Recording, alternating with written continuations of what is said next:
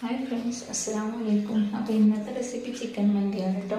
അതിനായി ഞാൻ ഒരിക്കലും ചിക്കൻ എടുത്തിട്ടുണ്ട്. ഉപ്പും മുളകും ചേർത്ത് മാരിനേറ്റ് ചെയ്ത് വെച്ചിരുന്നതാണ്. അതിലേക്ക് 2 സ്പൂൺ ജിഞ്ചർ ഗാർലിക് പേസ്റ്റ്, പിന്നെ ക്യാപ്സിക്കം ഒന്ന് ചെറുതായി അരിഞ്ഞതും, മല്ലിയില, പുതിനയില, പിന്നെ ഒരു മാഗി ക്യൂബ്, പിന്നെ 1.5 സ്പൂണോളം കുരുമുളക് പൊടിയും, പിന്നെ ചെറിയ ജീരകത്തിൻ്റെ പൊടി 1 സ്പൂണ്, അതുപോലെ തന്നെ ഉപ്പും, പിന്നെ കുറച്ച് ചെറുനാരങ്ങ നീരും ഓയിൽ ഒഴിച്ച് നല്ലോണം മിക്സ് ചെയ്യണം കേട്ടോ.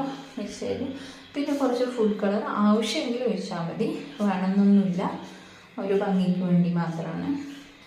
നല്ലോണം കുഴച്ചിട്ട് ഒരു 3-4 മണിക്കൂർ റെസ്റ്റ് ചെയ്യാൻ വെക്കുക. 3-4 മണിക്കൂർ വേണമെന്നില്ല, പെട്ടെന്ന് വേണമെന്നുണ്ടെങ്കിൽ അരമണിക്കൂർ വെച്ചാലും മതി. അരമണിക്കൂർ വെച്ചാലും മതി കേട്ടോ. എന്നിട്ടത് ബിരിയാണി പോട്ടിലേക്ക് ഇങ്ങനെ നിരത്തി വെച്ചിട്ട് ഒരു 10 മിനിറ്റ് ലോ ഫ്ലെയിമിൽ വേവിച്ചെടുക്കാം കേട്ടോ. എന്നിട്ട് ഞാൻ basmati rice 1.5 cup basmati rice നല്ലോണം കഴുകി വൃത്തിയാക്കിയിട്ട് ഒരു 10-15 മിനിറ്റ് കുതിരാൻ വെച്ചിട്ടുണ്ട്. അത് കഴിഞ്ഞപ്പോൾ നമ്മുടെ ചിക്കൻ ഒരു ഭാഗം കുറച്ച് വെന്തിട്ടുണ്ട്. അപ്പോൾ അതൊക്കെ മറച്ചിടാം കേട്ടോ. നമുക്ക് അതൊക്കെ മറച്ചിട്ട് കഴിഞ്ഞിട്ട് അതിൽ 1 സ്പൂണ് മുഴുവൻ കുരുമുളക് ഇട്ട് കൊടുക്കാം. അത് ചോറിൽ ഇങ്ങനെ കടിക്കാൻ കിട്ടാൻ കേട്ടോ.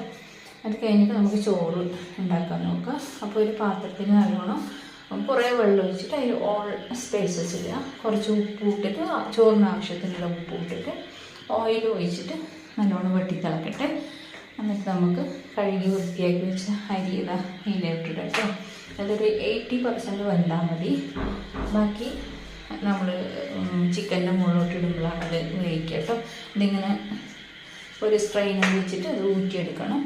എന്നിട്ട് 2 ഭാഗം വെന്ത ചിക്കൻ്റെ മുകളിലോട്ട് ഈ ചോറ് മുഴുവനും ഇട്ട് കൊടുക്കണം കേട്ടോ. ചോറ് മൊത്തം വെന്തിട്ടൊന്നുമില്ല, ഒരു 80%ഓടെ വെന്തിട്ടുള്ളൂ. ഇതിങ്ങനെ ഇട്ട് കൊടുക്കുക. മുഴുവൻ ചോറ് ഇട്ട് കൊടുത്തിട്ട് ഫുഡ് കളർ റെഡും പിന്നെ യെല്ലോ കളറും ഇങ്ങനെ ഇട്ട് കൊടുക്കുക. ഒരു 3-4 പച്ചമുളകും ഇങ്ങനെ കുത്തി, ക്യാരറ്റിൻ്റെ കഷ്ണം, പിന്നെ ചാർക്കോൾ ഉണ്ടെങ്കിൽ അതും ആവും, അല്ലെങ്കിൽ സാധാ കനൽ അതും ആവും. അതിലേക്ക് വെളിച്ചെണ്ണ ഒഴിച്ച് കൊടുത്തിട്ട് അപ്പം തന്നെ അടച്ചു വെക്കണം കേട്ടോ. അപ്പോൾ ഇങ്ങനെ നല്ല ആവി പറക്കണ മന്തിയാണ്.